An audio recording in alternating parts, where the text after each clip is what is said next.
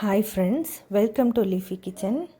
இன்றைக்கி நம்ம பார்க்க போகிற ரெசிபி மிளகு பூண்டு குழம்பு. 3 நாள் 4 நாள் ஆனால் கூட இந்த குழம்பு கெட்டு போகாது. மிளகுக்கு ஜீரண சக்தியை அதிகரிக்கக்கூடிய தன்மை உண்டு. காய்கறி எதுவும் வீட்டில் இல்லாட்டி கூட ஒரு 10 நிமிஷத்தில் இதை செஞ்சிடலாம்.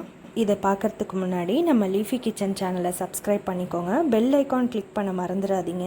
வாங்க நம்ம ரெசிபிக்குள்ளே போகலாம். முதல்ல ஒரு பேனில் 2 டேபிள் ஸ்பூன் அளவு நல்லெண்ணெய் ஊற்றிக்கலாம்.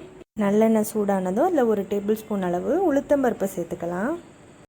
ஒரு 2 நிமிஷத்துக்கு லோ ஃப்ளேமில் நம்ம இதை வறுத்துக்கலாம். உளுத்தம்பருப்பு லேசாக கலர் மாறிடுச்சு. இப்போ 2 டேபிள் ஸ்பூன் கடலைப்பருப்பு, 1 டேபிள் ஸ்பூன் மிளகு, 4 காஞ்ச மிளகா. லோ ஃப்ளேமில் நம்ம இது எல்லாத்தையும் வறுத்துக்கணும். 2 நிமிஷம் வறுப்பட்டதுக்கப்புறம் நம்ம இதில் ஒரு நெல்லிக்காய் சைஸ் அளவு புளியை சேர்த்துக்கலாம். எல்லாம் நல்லா வறுபட்டுருச்சு. இப்போ ஸ்டவ் ஆஃப் பண்ணிவிட்டு நம்ம இதில் ஒரு 3 கொத்து அளவுக்கு கருவேப்பிலை சேர்த்துக்கலாம். மீதி இருக்கிற சூட்லேயே இந்த கருவேப்பிலையும் வறுபட்டுரும். அது மட்டும் இல்லாமல் கருவேப்பிலை இந்த குழம்புக்கு ஒரு நல்ல வாசனை கொடுக்குங்க, உடம்புக்கும் ரொம்ப நல்லது.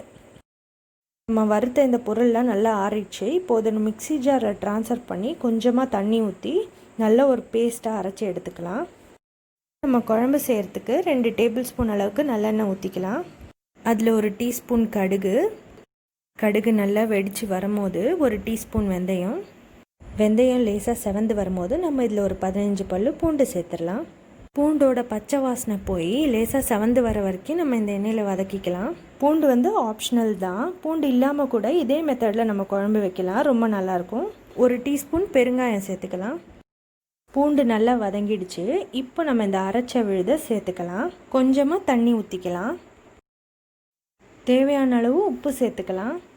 ஒரு சின்ன துண்டு வெல்லமும் நம்ம சேர்த்துக்கலாம். இது ஆப்ஷனல் தான், ஆனால் இது சேர்த்தா டேஸ்ட் ரொம்ப நல்லாயிருக்கும்.